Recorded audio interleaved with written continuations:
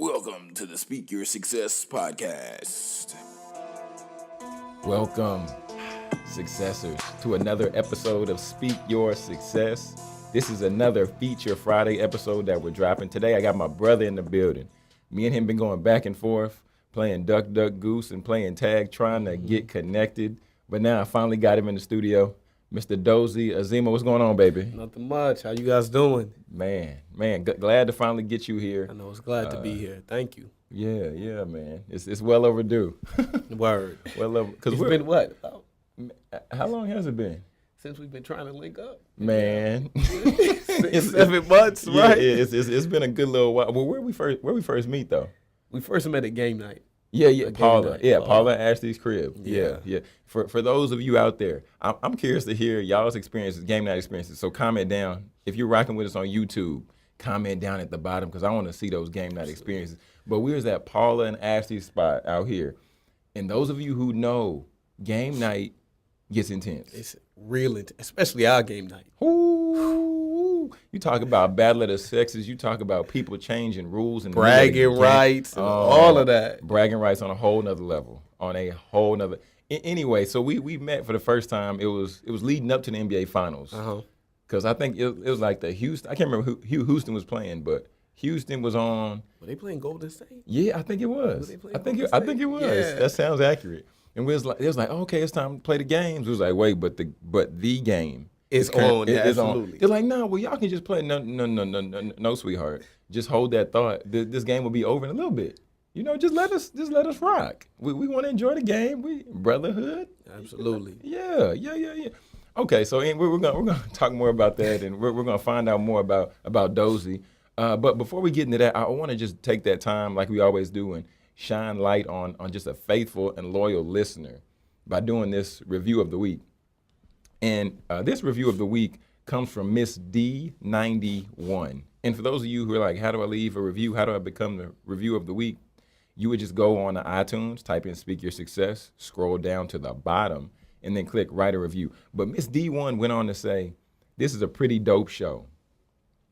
It's humbling to hear the stories of each person on their path to success.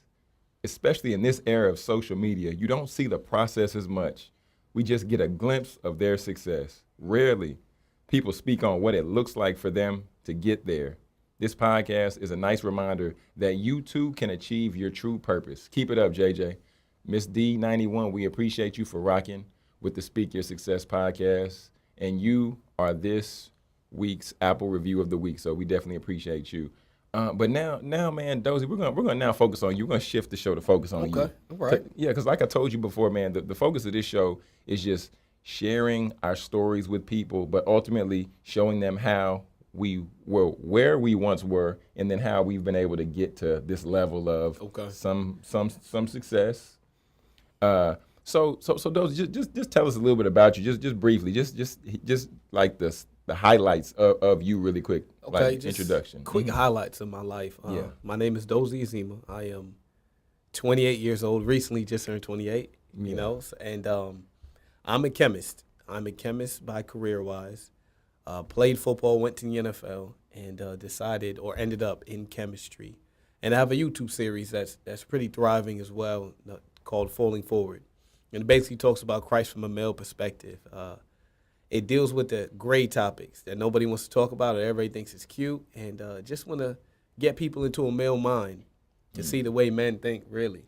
Yeah, man. Yeah, I mean, I think that's dope. Well, first, we can't blow past the fact that you said the NFL. Dozie, everybody, I don't even know what the percentage is, but everybody don't make it to the league, brother. That's true. Everybody don't make it. Because when I first met you, I was like, this dude, I didn't want to just assume that you was an athlete. Yeah. But then we was talking, and then another game was on, a different game night. Yeah, and I think I might have knew the person or something. Yeah, I probably, because I think it was watching like West Virginia. I think they were on TV. Was it? I think we were. Maybe. Yeah, and then we started talking, and then you shared that. So I mean, I think that's dope. But I'm even more proud to hear the fact that you've been able to now create a life outside of and after the NFL. Yeah, man. So tell us a little bit about like how you became a chemist. How did that come about? So, to be honest, I originally went to school as a computer engineer. Okay. And I love computers. Just wanted to build them, but I ended up in chemistry because football wouldn't let me continue to pursue computer engineering. So I happened to have a lot of chemistry credits. So they were just like, hey, become a chemist. And I was like, all right, I'm going to school for sports, right? At the end of the day, they pay the bills. So it's like, that's really how I ended up in chemistry. So it wasn't any like, I love chemistry. No, I just ended up in chemistry. I used to love watching Dexter's Laboratory when I was younger. Like it wasn't none of that. Word, mixing things up and all of that. So it's a blessing now because I see why God did what he did. Because I see being a black chemist, how pivotal it is, especially being a man. So many people come to me and just like, I've never met a black male chemist. And then also the fact that I played football and I'm normal. Like you get a lot of chemists that are socially awkward. I know I work in the field. Most of them are socially awkward. So it's great to be able to be an example to other men, whatever color, whatever race. It just doesn't matter. But especially just for them to see like, oh, I can do this. I'm not dumb. I'm not just an athlete. Yeah, and I think that's big in itself as well because we think about because I'm sure all of us who have gone to college are just the association or the stereotype that we see. Oh, you're a jock. You're just a insert athlete for whatever sport here, and they don't think that you're capable to do anything else. So I mean, just even thinking about that, man. I mean, I can applaud that because I took chemistry and just the required chemistry, and chemistry is not easy. No, no, it's not. I had a lot of nights where I naturally went to sleep around 4 a.m. and you had 6 a.m. lift the next day. Ooh. So I barely slept in college like that, to be honest. Wow. I didn't even factor that in. So you was cranking out the work and it still had to show up to get on the field and still had to do that preparation and then produce. And I was good. So I wasn't even on the bench I wasn't. You couldn't chill. Yeah, no. I was playing. Man. Thank God I was playing. I wasn't any scrub, but I thank God. So man, that's crazy because I played college basketball, and although I played junior college, and then I went to a school that's D3. Now they're D2. Shout out UT Tyler. But man, the level of commitment that you're required to put in, the hours that you're required to put, it's a full-time job, and you was doing chemistry on top of that. Absolutely, absolutely. That's crazy. Yeah, it's a lot. It's a lot, and it's so interesting now that you see in the work field. That chemistry is great, but because everybody's entrepreneurs, I was like, it wasn't even that serious. I didn't have to take that path like that. It was a safe path and secured, but it let me pursue my dream as well as have a safety. Wow. You know how a lot of people pursue their dream and they struggle. I'm like, I tell people all the time, you don't have to struggle to pursue your dream.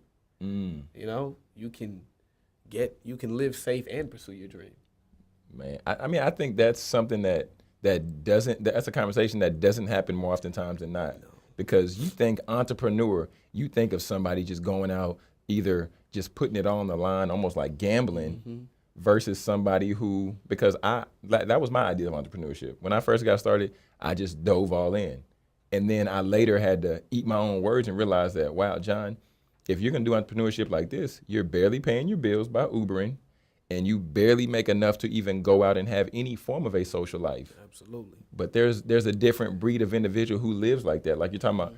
And I don't think there's nothing wrong with living safe, because I would even go as far as to say it's somebody who prepared. Absolutely, because at the end of the day, the whole point is I want to pursue my dream, right?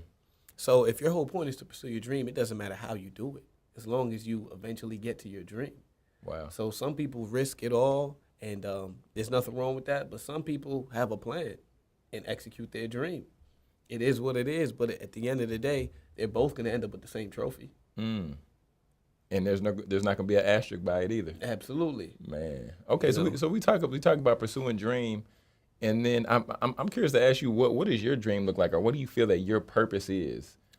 So a lot of my purpose is definitely, it's grown with time. I see, especially from the YouTube series and the way it's growing and whatnot, I love to be an example and set a standard for men. That's good. And for the world, period, but I love to set a standard because whether I meet the standard or not, there's a standard that Christ set for people to live by. So I'm going to say it, and I'm going to say it from a male perspective because too many men, we don't take responsibility for our actions. Ooh, run that back, Dozie. One more time. Like, one more time. You got to run that back one more time. A lot of us men, we don't take responsibility for our actions, and I tell people all the time, the beginning of manhood is when you're willing to take responsibility for your action, but you also know what you're doing. Ooh. That's the beginning of manhood. Man, and that right there, I think, eliminates many of us, or shows many of us how immature we are in our quote-unquote manhood or malehood. Mm-hmm. Because some of us go around, I was this guy in college. I was going around doing what I wanted to do. I didn't take any orders from anybody. I didn't have to check in with nobody. I was going to live the life I was going to live. Mom, you're not here. Dad, you're not here. I'm going to live loose. Call me the prodigal son. Mm-hmm. But later realizing that all of those decisions that I made, I later had to deal with the consequence. Absolutely. And some work was definitely behind it. But go ahead. Yeah. Keep talking about that. Absolutely. Because I just, I realized it's specifically with men, because for some reason, women are better off saying, hey, I did this, I got all this turmoil from it, but I made a mistake. Men, we do things and we're like, why are you acting crazy? Or why are you doing this? You get what I mean? We do a lot of stuff and we ask why, like, what's wrong with what I did? Or why is this? We know what we did. We know. Take the young lady on the date, wine her, dine her, hold her hand, go walking in the park. Next day, you're like, why is she blowing me up? Absolutely. Dozie, why is she calling me? It's like, I don't even like her like that. Where did she get that idea from? And that's what I want to pull men out and just say, hey, look, if we can get to a point where we make decisions and understand what we're doing and face it, then you've set a standard for you. You're going to go downhill. You're willingly going downhill. You get too many men that, let's say they start a business venture and it tanks or whatnot.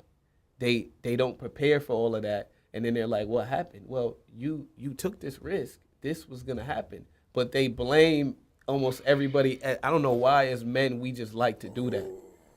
So it's a real thing. So my slogan is making standards come alive. So as men, period, we need to make standards come alive. And women need to see that there are examples of men that really do take action to what they say. Man.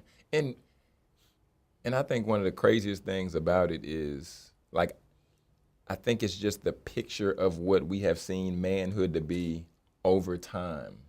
Because the manly man, maybe your dad or maybe his dad, that the definition of a man was basically a provider, and that's it. Absolutely. Like, they provided financially, they put food on the table, they made sure the bills were paid, and that was it. There might have not been no connection, there might have not been no ability for you and him to be vulnerable with one another, to have real conversation. But now I think that's evolved over time, especially with that term. I know you're familiar with this, toxic masculinity. Yeah. Absolutely. Absolutely. Man, Dozie, talk about that and how you feel like how that ties into the man today. So I can definitely say with just being toxically masculine. There we go. Right? Yeah. I get it out. Because you just did an episode on that, didn't you? I could have sworn I thought I saw you did an episode on that. I didn't use those exact words. Okay. But, Yeah. I know just in general when men are just trying to be so manly that it begins to pull. Here's the thing. As men, we're leaders, right? Mm-hmm. But as a good leader knows how to follow. It knows when to allow somebody else to lead. This is true. But you have a lot of men out here who don't understand what it is to lead and have never led before in their life. So when they finally get a woman that they should be the head to, they automatically just go overboard. They go overboard. They don't know how to allow a woman to be a queen. Wow. She's still a queen. She's not a princess. She's not anything below that. She's a queen, which is a partner. Talk about. Come on, as a partner. Break it down, Dozie. Make it plain for us. It's so different because, sometimes a woman may be better financially, so you got to give her the money. She may be better in certain areas of life, so you have to let her lead in that area. If you're really going to be a king, you have to give a woman the ability to be a queen, which means asking her, hey, just practical, like, hey, where you want to go eat? If she doesn't answer, then you can take lead, but you have to give her opportunities to do that, as opposed to saying, hey, we're going to eat here every single day. Now you are now you are going overboard. You know what I mean? And a woman feels that. Man, that's really good. Just hearing the fact that just because you're the man, and the Bible says the man is the head, of course, under Christ, but ultimately, just because you're the head doesn't mean you make all the decisions. Just because you're the head doesn't mean you don't consult with other individuals. But you know that great leaders know when to lead, and great leaders know when to pull on somebody else's strength. I once heard it said that the best business people and the best leaders, period, they always know to have smarter people around them. Absolutely. Because they've helped them look good, but ultimately they're able to allow other people to pull on their strengths so that everybody wins, everybody looks good, everybody gets to I guess, have their shot at the prize just because everybody's, team effort, like football and all that. But Dozie, talk to us about falling forward. Falling forward. How did this come? How did falling forward come about? How did you fall forward, brother? Falling forward. The concept of falling forward means that when you're walking, period, when you're living life, walking a life with Christ, and even if you don't know Him, when you make a mistake, you trip and you fall. But if you always fall forward, you're always progressing. That's good. So you're always learning. That's where it came from. But the show started was my testimony came out, and it's so crazy. It was a spiral effect. My testimony came out, and it kind of went low-key viral. Can I say low-key viral? Low-key viral. You know when it goes viral, but it don't go viral. You know what I mean? Like, so it went low-key viral. And Ashley Empowers, shout out to Ashley Empowers. Her and Carrington have been a blessing to my life. But the interview came, and it's a crazy story in how, because I seen Ashley's video maybe 2 years prior, had no idea it was her. Ended up randomly bumping into Carrington, her husband, and her at an event. Oh, okay. Asked me to be in the interview, do an interview, have no idea who she is. It ends up going viral, and I'm like, I saw her video 2 years ago. Small world, right? Oh, I was living in another state. All of that just happened to randomly move and meet her. Wow. And from that, it went viral. And then the YouTube series, people were like, you should really do a YouTube series about it. And I'm like, heck no. Like, absolutely not. I'm good. I'm good. And I said, all right, God. I said, if you can give me three essential people in my life to come say that, I'll do it. And the last one was my dad called me up. It was like, you need to do this. Randomly. He had no idea I prayed that prayer. Oh. So that happened. And I just started it. I started a YouTube series, and I was like, all right, I'm going to do this. And it just blew up. Or it got a lot of traction because all I was doing was being an honest man. That's all. That's initially what started off as. It just started off with me being an honest man. Okay. And it evolved into a relationship, life kind of thing, because people real respect's real. That's true. With men. And I just realized that there weren't enough honest men that serve Christ as an example.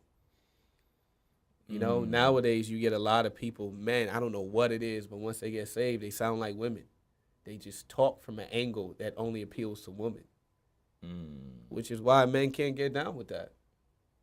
But so just you sharing on, why the fact that, falling forward has gotten some traction. Shout out to Ashley and Power. Shout out to Carrington.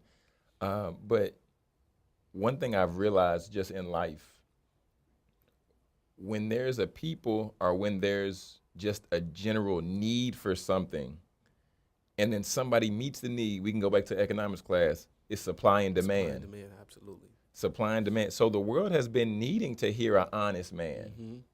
And that's why I think that there's such a strong push, or that I think that's why there are many people coming to build a relationship with Christ, because now people are realizing that the world, one, is out of control, but two, like it's out of our hands. There are problems in this life and in the world that if we try to bear ourselves, we will literally worry ourselves to death.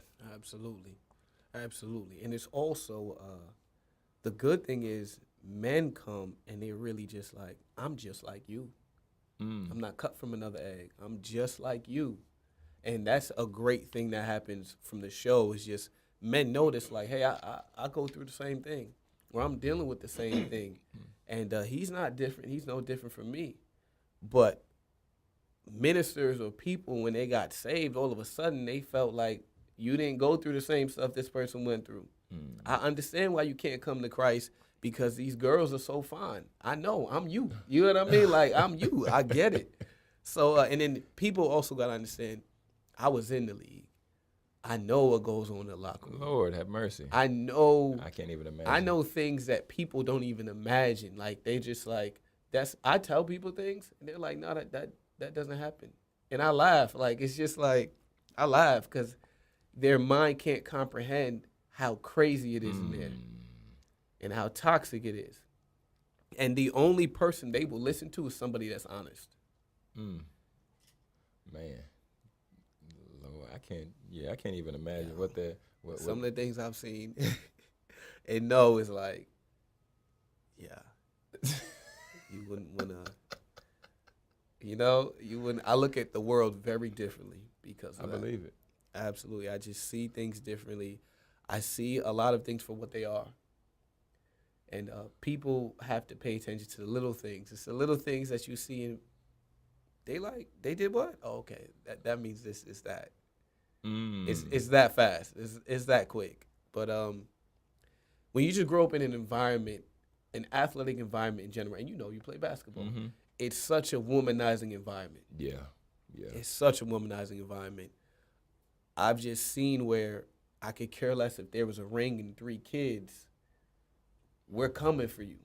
Yeah. And there's 100 of us, and we're coming for you. We work out every day. We train, and all we care about is you and women. You know what I mean? So it's man, that's so sad, but it is so true. And then you go back to asking yourself, where did this come from? And after taking some time and really thinking about it, I think it's just the aspect of the mind of an athlete, right? Because when you're playing football, the goal is to win a national championship.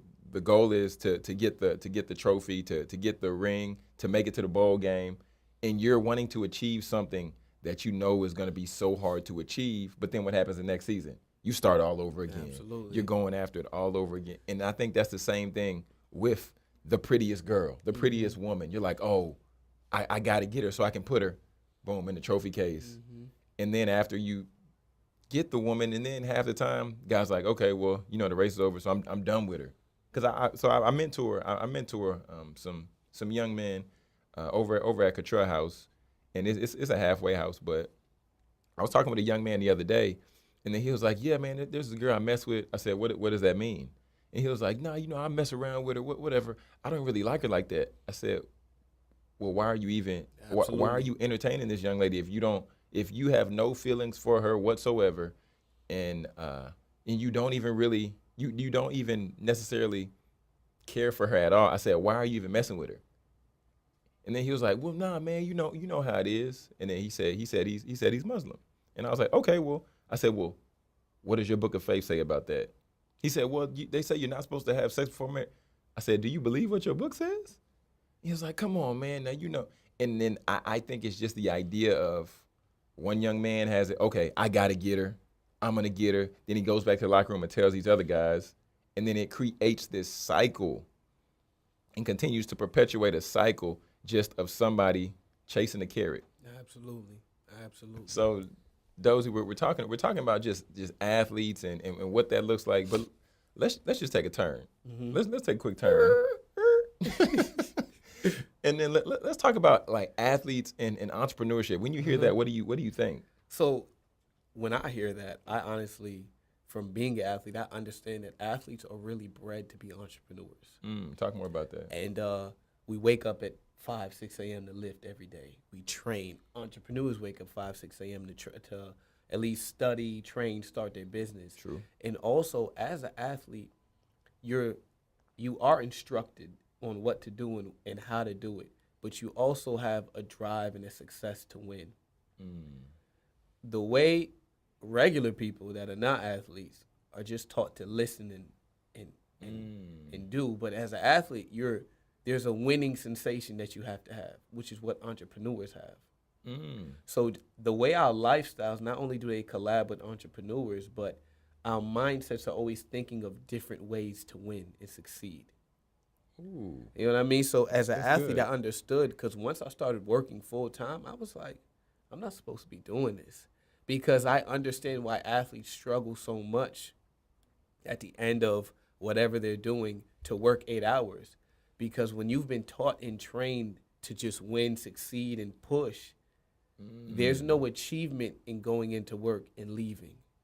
Ooh. There's just no achievement.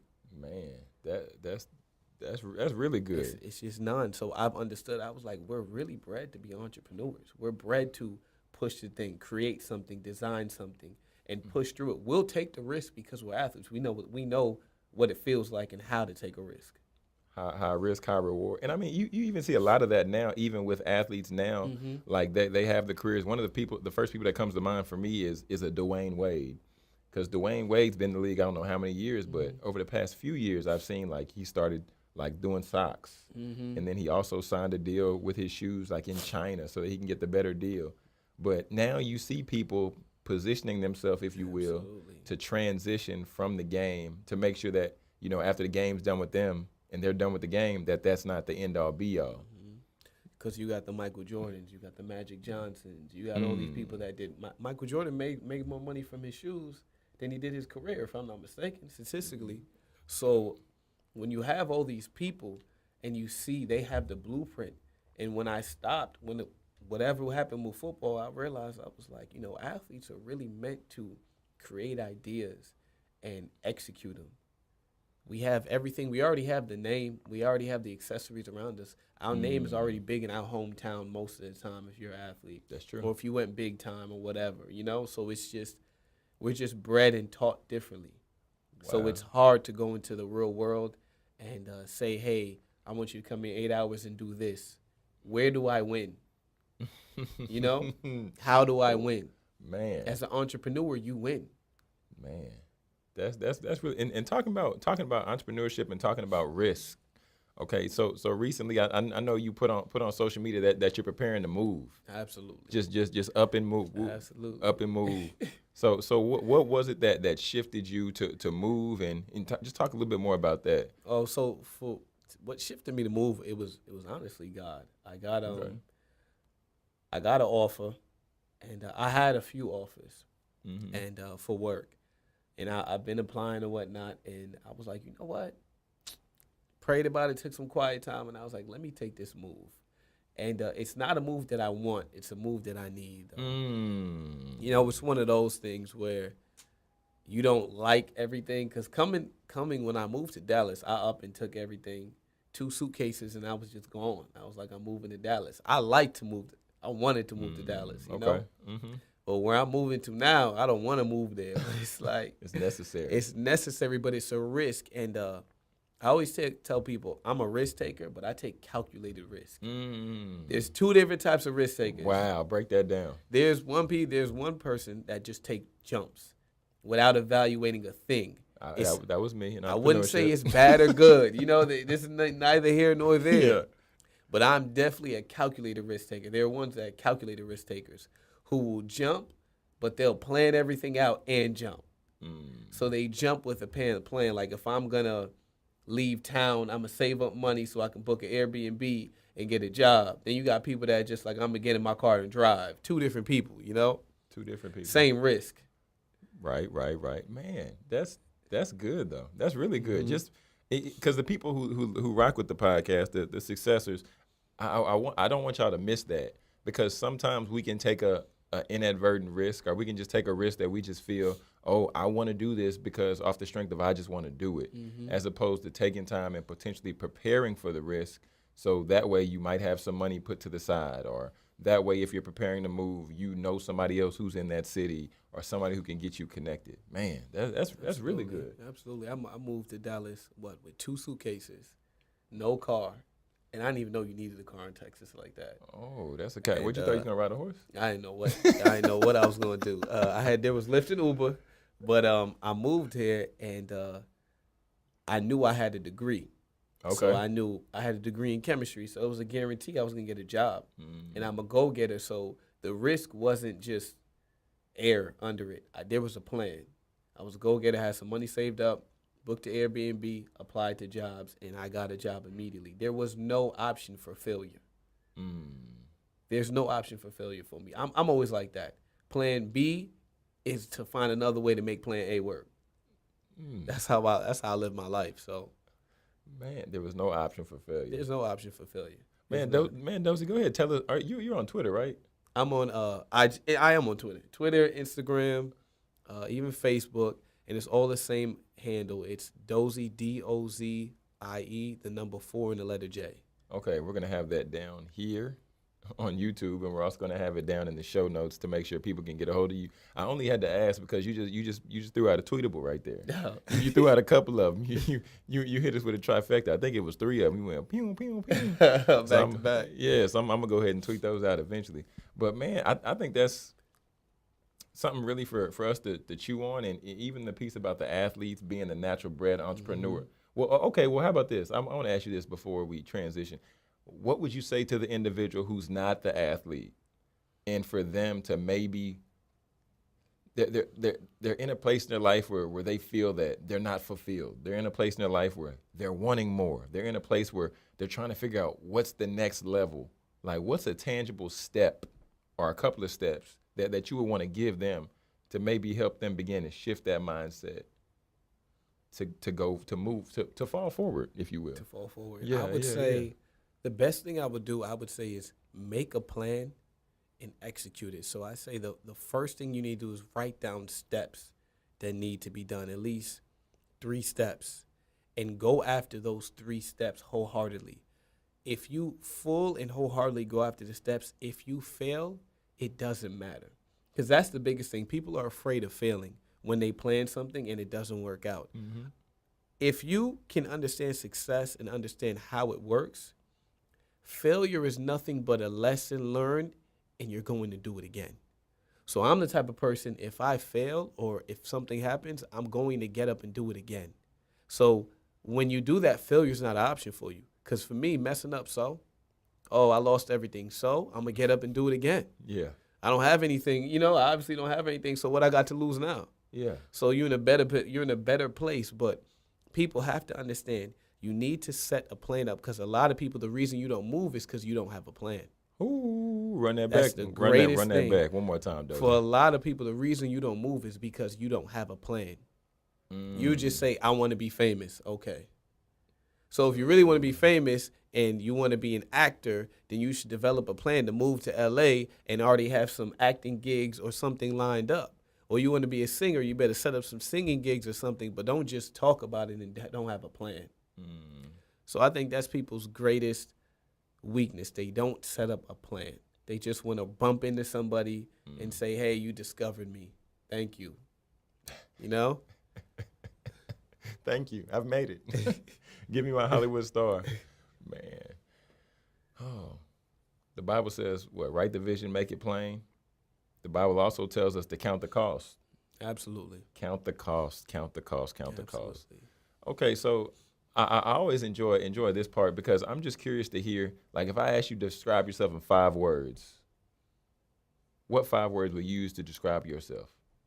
I'd say brave, bold, humble, loving,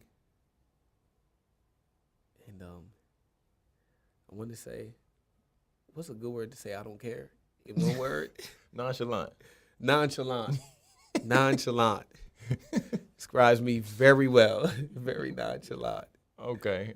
I mean, I definitely I can rock with that, and I can see all those in you, because I would definitely say bold just by seeing some of the topics that you've unpacked on YouTube. Yeah. If you have not checked out Dozie's YouTube series, you need to go to YouTube and type in "Falling Forward," because this brother here with these YouTube topics, he's unpacking things that other people would put that red tape around there and say, no, don't go there. Don't go there. And I think, oh, Lord, I got on a soapbox. But I think that's a thing that sometimes happens. I'm saying sometimes because I want to generalize. In the church. Absolutely. There's certain areas that need to be discussed. There's certain areas that need to be talked about.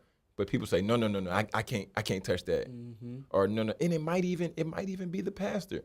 where somebody comes up to the pastor like, Pastor, I have faith that God will make a way here. And the pastor's like they might go with him. They might humor him like, yeah, good. Mm-hmm. But then they might go in the closet and like, I don't know if that's, I don't know if God's going to do that for you. Mm-hmm. Then it's like, but what is the point of us having faith? Absolutely. You know, it's funny that you even say that, because I was just having a conversation with somebody yesterday, and I was saying how, I don't know when Christians started doing this, but why do people say, hey, God, a lot of times God won't give you what you want. He'll give you what you need, right? But they'll do that in situations where it's like, hey, I want to buy these red shoes, right? God will give you these blue shoes because he won't give you what you want. He'll give you what you need. And it's like, what Bible are you reading? Oh, give me a chapter and a verse with that one. You know what I mean? Like, so if I pray for a baby, is God going to give me a basket of fruit? Like, is that what you're saying? Like, what? Because it doesn't add up. I understand God does give you what you need above what you want, but at some point you can't cover up for God. Is what happens. It's actually a lack of faith. People are like, oh, I didn't make it and become famous, but God gave me this job over here because it's what I needed. No, you need to go back and push God more. People don't like to put the pressure on God. They want to cover up for him. Ooh. He's God. He's God. Oh my! You know what I mean? So a lot of people, it's really a cover up for him.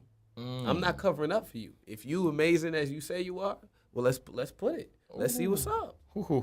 So it's but you have to. I mean, how are you gonna know God is real if you don't test him? He tests you. Man, that's Dennis.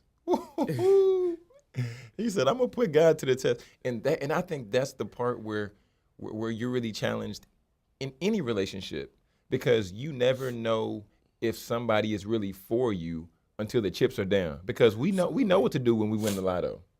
We know what to do when it's Thanksgiving and we have all the food in front of us. But what do you do when Thanksgiving comes and you have no turkey, you have no ham, you have no stuffing, or you can't even enjoy your mom's delicious baked macaroni and cheese? Mm-hmm. Like, oh man, that's so Dozie, that's so good. That's really good, man. Because I think there's a point in the time now to where, yes, faith without works is dead. So your faith is challenged. And then also the work that you put in is challenged too. Absolutely. Because you can't expect, hello successors, gem drop alert. You can't expect to be successful in life if you never double down on your success, but also double down on your faith. Absolutely. Man. Absolutely. Dozie, don't get, man. Dennis, can we pass the collection plate in here? But, I mean, you think about it, when it comes to entrepreneurs, they're in the same kind. That's why there's a certain level of biblical principle that entrepreneurs have, whether they're saved or not, that I've definitely noticed. And it's just, they think like that. Hey, I want this. I'm going to put the pressure to get it.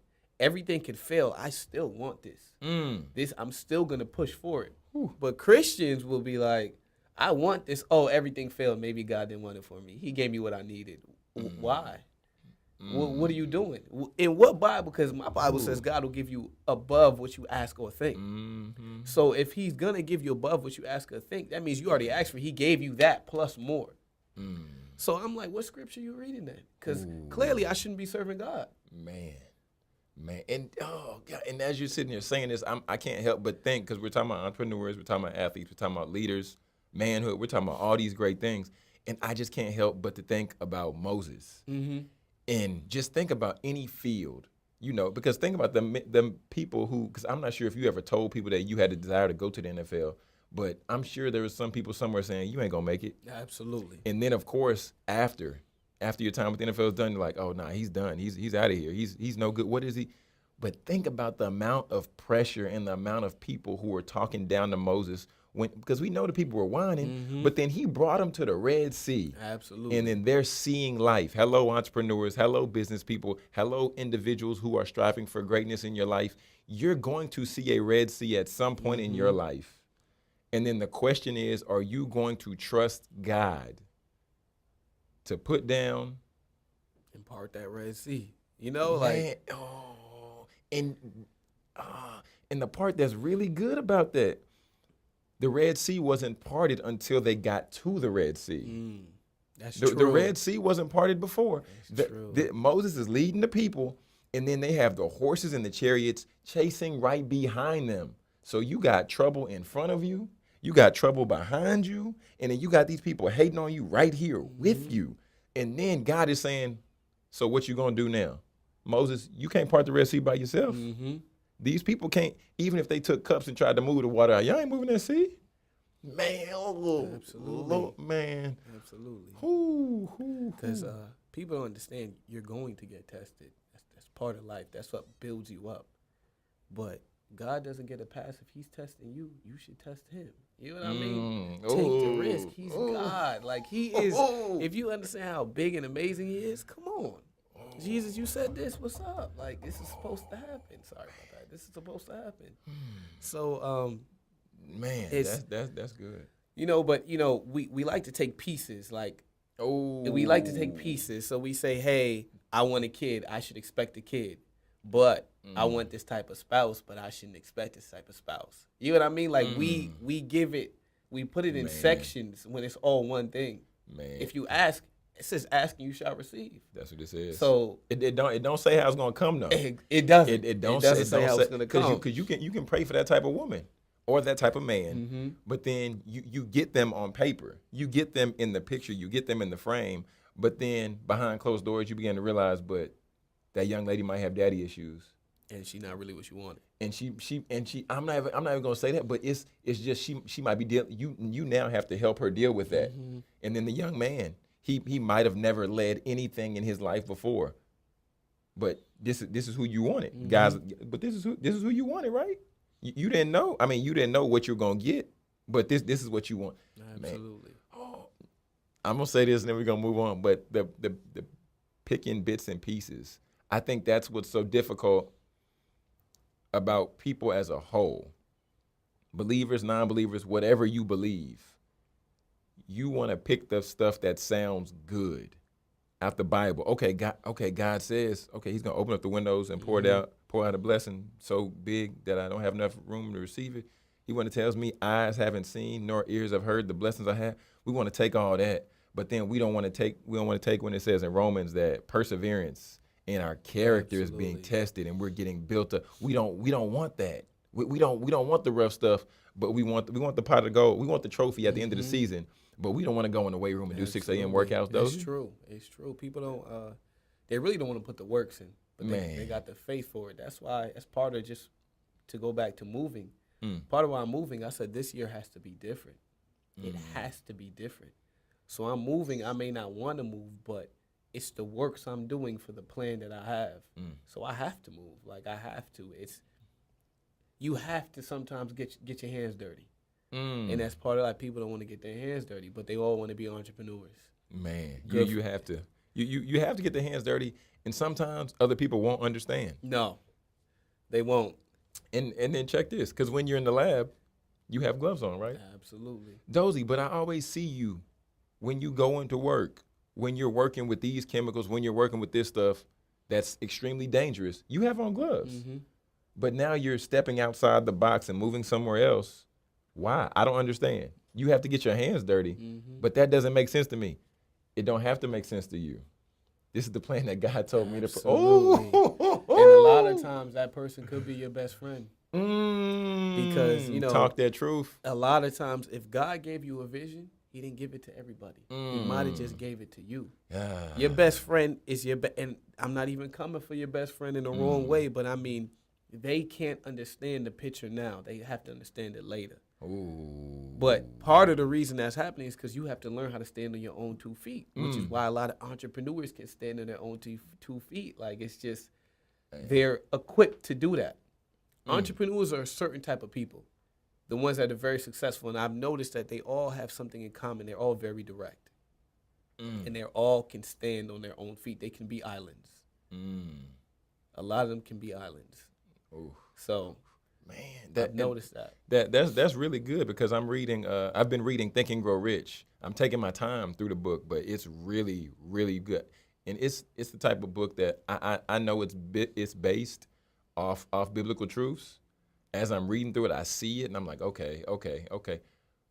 But one thing I've seen it talk about is, in order for you to fail in leadership, it says be indecisive. It says in order for you to be an effective leader, it says make decisions quickly, firmly, and stand behind them. And that, I actually did an episode on that like earlier this week, actually. But I couldn't agree with you more, because the people who are successful, they say what they mean what they say. They don't waver. They don't waver. What does the Bible say? An unstable man is unstable in all his ways. Absolutely. So if you wavering here, you tell me we're going to do this and we don't do it, then you go over here, and then you wonder why, your home life is a wreck. You wonder why you can't get a successful business off the ground, because you're not stable. You're not grounded nowhere. It's true. So therefore, you can't expect to yield success from your ability to waver. Man, okay. Oh, man, interesting episode. Man, God out here cooking up Iron Chef edition on this episode of Speak Your Success. Lord have mercy. Okay, so I'm curious to hear from you, Dozie, because I mean you've done some amazing things, and you're fairly young, brother. Oh, thank you very much. Yeah, thank you very much. Man. Yeah, the brother look good. Yeah. So now I'm curious to hear from you. Who's somebody that you've seen out here who's been putting in work as well, but you feel that they haven't received their just due, or nobody has shed the light on them to say, I see you out here. You're out here getting it too. I respect what you're doing. I support what you're doing. Who would that individual be for you? Okay, so the individual definitely is a good friend of mine. His name is Greg West. Okay. And he's a mortgage consultant. Yeah, I rock with Greg. Yeah, he just started his own business, and shout out to Greg. Credit building, but more so, in all of this, he's gotten his life together. Like he and not everybody has to do this, but he stopped drinking. He just started cleaning his life up, and I'm looking at him, I'm just seeing this different person. From him stopping drinking, he started his business. And his mortgage thing is also skyrocketing. And I'm looking like, this man is moving up entirely. I'm almost excited I almost wish I could stay to personally see what's going to happen later on in his life. But he's somebody that definitely needs a shout out, because his mortgage business is going through the roof, I love it, man. And I have a lot of respect for Greg, because just like you're saying, like his business has begun to elevate. And I haven't had the opportunity to attend one of his events yet, but I've seen that he started doing events, and I even seen the transition from his flyers, and you can just see the growth from the flyers and from the professionalism. And I mean, Greg's a guy who carries himself very professionally. Absolutely. Yeah, man. Shout out to Greg, man. Yeah, special shout out to Greg. Man, yeah, Greg, you're this week's Winner Circle of the Week, brother. Man, we love what you're doing. We definitely support you. Dozie just gave you the crown. You got the trophy this week, brother. So we definitely want to shout you out, and we wish you nothing but continued success. So Dozie, this right here is one of my favorite segments of the show. Okay. And this segment is called This or That. In this segment, I gotta get ready for this. Yeah, well, I mean, I don't know if you studied last night, but it's just like them, standardized tests that they tell you don't need to study, but it's always difficult. But this isn't going to be difficult at all. I'm just going to ask you a few rapid fire questions. You're just going to say the answer that best sits with you. Okay. I can say anything? Well, no. I'm going to give you two answers, and you say this or that. that. You say this or that. All right. Yeah. Right, so if I was to say like Apple or Android, then you would say that. No, well, you would say Apple or you would say Android. Okay, got it. Yeah. I didn't prep you before. That's my bad. Okay. My bad, people. So here we here we go. Here we go. Chicken or pizza? Chicken. Coke or Sprite? Coke. March Madness or NFL playoffs? NFL playoffs. Oh, that was an easy one. That was easy. Apple or Android? Apple. Beaches or mountains? Beaches. Winter or fall? Fall. Fiji or Ozarka? Ozarka. I got one more. Instagram or Twitter? IG, Instagram. Okay. See, that wasn't bad. It wasn't bad at all. That's just quick. Yeah, you was looking there. The questions ain't up there. He was trying to cheat. He was trying to look on the laptop, Dennis. Nope. No, But sir. the Coke or Sprite, I don't drink soda, so I was like, I guess Coke. Yeah, I figured you. What? How long have you been doing that? Not drinking soda? Yeah. College. Really? Yeah. I don't eat sweets neither.